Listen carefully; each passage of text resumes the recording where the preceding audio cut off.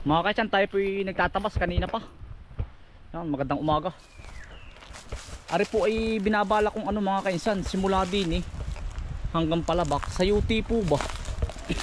Ipapakonsulta ko nga kay Tito Mauro ari. Malamig po din gawa ng singaw po ng malaking ilog. Parang magkakaig yan sa UT ay.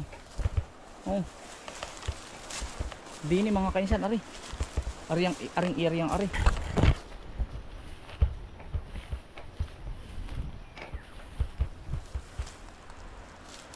Yun po yung lagoon Ari. Parang pwede ang sayuti. Hahawanin ko lang ang sulib. Tsu. Pwede po ay. Okay. Tsu. Oh. Dini ang lagay ng sayuti. Yan. Tito Mauro, yung bang sayuti ay pwedeng hindi nasisikatan ng araw. Kuwari kay bagay na bagay din nasisikatan siya ng araw pero kakaunti. Yan. Nagtataka ako dito mga kainsan, para siyang rice terraces nung araw. Tiyan mo, mapapansin ninyo. Ari tiyan mo, hagdan na malaki. Tapos ay ari hagdan na naman. Siguro nung araw, ari hagdan. Kaya ang laka ng hakbang na po or palayan nung unang panahon na may pilapil tapos ipilapil na naman dito. Tamo yan titext ko para si Tito Mauro yan kay Caps Farming. Ganito yung paligid nila sayang din, sayang po ang space. Ano kaya ito? Ang daming mais, parang mais. Bunga ng ano kaya ito? Dami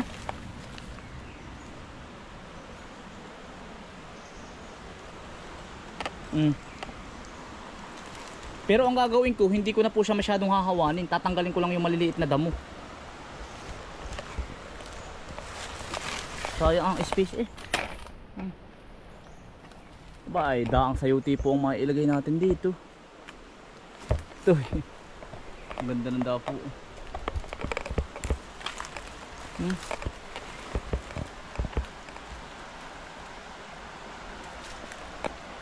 Kumbagay din ang tanim ng sayuti tapos ay balag laang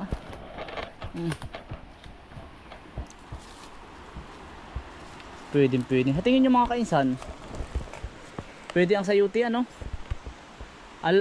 may sikat din naman ng araw. Yun.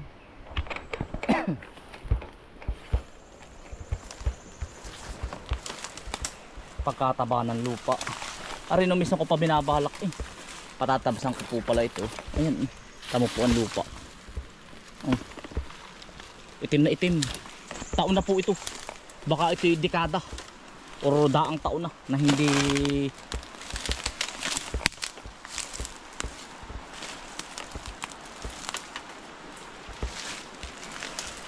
pwede pa tayong tumambay sa lagun mga kainsan. Dito may lagun din. Ayan sa kabila po ari ay agara ng lagun pala din.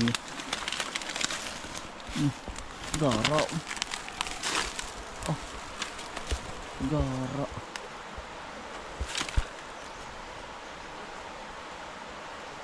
Or yung kabilang iyon kasama pa po yun Yung kabilang yun pwede rin natin gawa ng sayuti. Lulusungin natin. Hindi wari ko taas naman ito. Bangin pala ari. Bangin.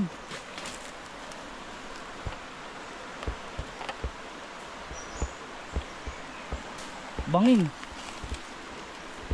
Diyan ang kabaan sa kabila. May bangin pala ari.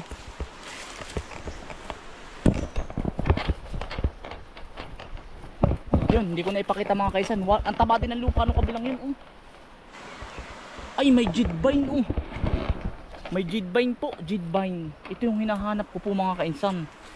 Jidvine nga ba? Ito po ay rare na bulaklak. Tamo utoy. Ay, ari utoy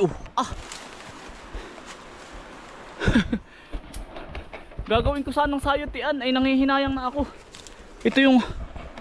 Ito endangered na to. ito, tumutubo lang sa Pilipinas or sa Asia. Basta mga kainsan, ito oh, nagtrending to sa Facebook. Yan, na dito po may matatagpuan sa lugar namin. Grabe oh,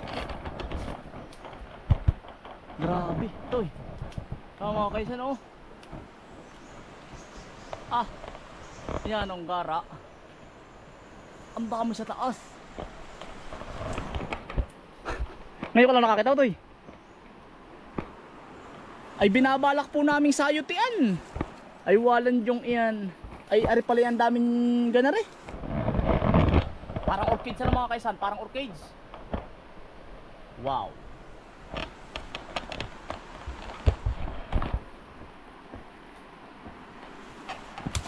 Pupost ko sa FB mga kainsan. Mga kainsan, yan, ito ang puno niya. Ito. Hahanap tayo ng maliit niyan. Pero bahala na mga kainsan.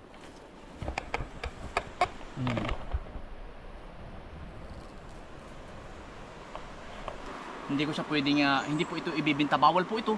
Yari tayo sa diin, kalabas tayo. Siguro magpapatubo ako ng akin. Isa lang, mga isa. Testing lang mga kainsan. Ilalagay ko sa kubo. Sa amin, sa paikot ng kubo. Ang ganda. Pero hindi pa sa ngayon mga kainsan. Mga ilang araw.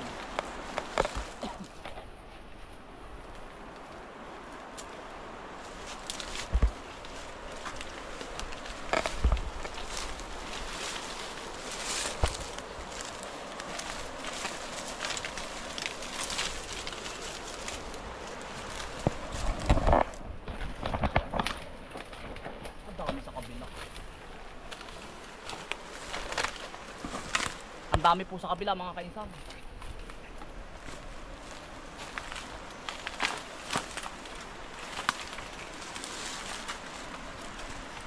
Ibig sabihin ang daming taas sa taas oh. Ang daming nalalaglag mo ayun ito eh. Mga bulaklak pa oh. Ayan, ari pa, isang puno pa oh. Ari oh. Ito genvine din ito oh. Jed ba tama ba ako? Dito na po tayo sa may, galing po tayong taas. Dito na po tayo sa gilid ng gubat ng ano, ng lagun. Napakadami po pala. Ayun, oh, nalalaglag lang. Dali kayo mga kainsan.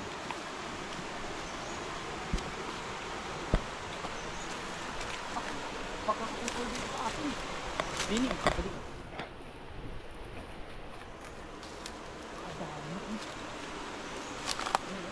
Para ko ito. Pakita ko sa inyo mga kainsan. Pala dito.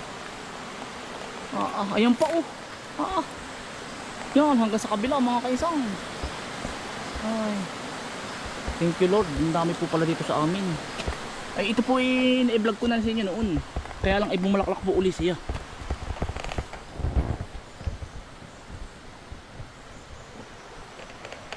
Grabe oh. Nanlalaglag lang dito sa atin utoy oh. Ayan o. Alam po marami mag-i-interest sa inyo mga kaisan. Hindi po ako nagbibinta ha. At ako po nature lover lang po ako. Ayan. Ito po ay nung bata pa. Bali wala lang sa amin. Ayan po pala yan ang ganda. Oh. Nanlalaglag na po. Nakabuntun siya oh. Grabe. Kulay teal po siya. Teal. Grabe. Comment kayo sa inyo mga kainsan kung tumutubo din sa lugar ninyo.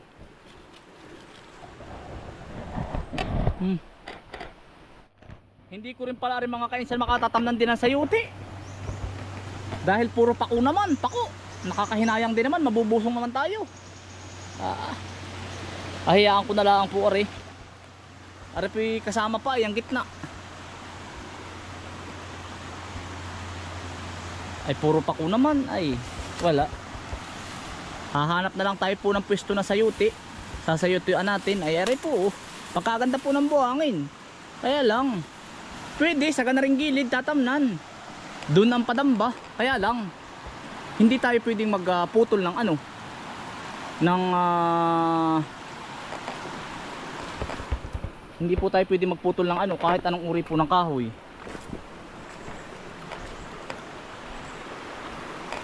Nakakahinayang po.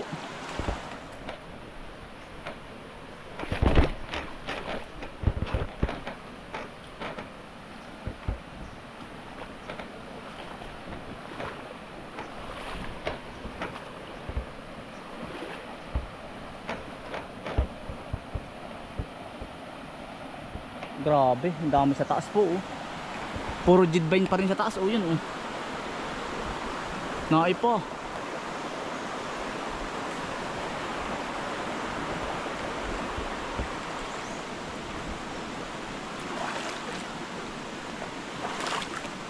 Tibiguan. Woo!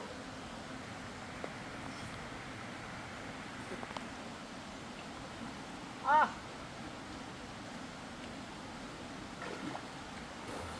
Grabe!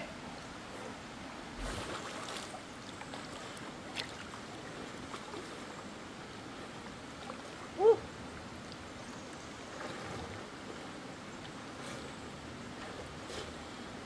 Nangyari, walang tatam ng sayuti. Bulaklak. Ano to? Paano ko pumanding ano ay? Kukuha na ng binhi. Hanap ulit tayo ng bago. Bawal na dito. Masasalaula. Kami po'y magagascatter na uli. Ay paano mga kainsan? Maraming salamat po sa inyong pagsama.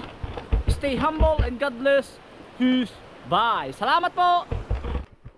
Yan, paalam po sa maganda ninyong view. Thank you. Yun nga lang po pagbalik pagkahirap pataas ay maigi pagpababa. Yun lamang.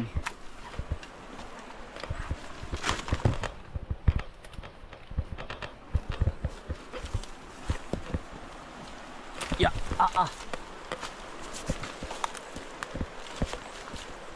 Ya.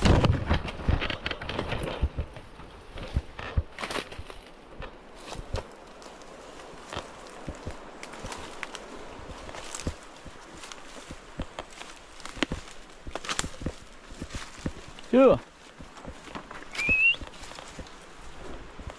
Ya.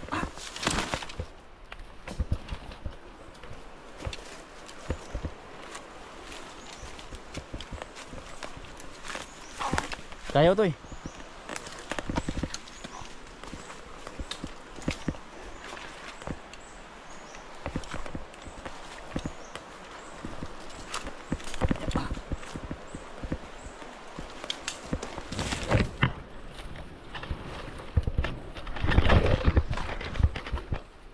Yun, narito na po sa ating gulayan. Ay. Whew.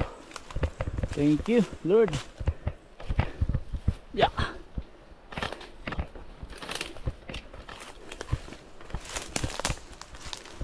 Nasa palayan na po tayo.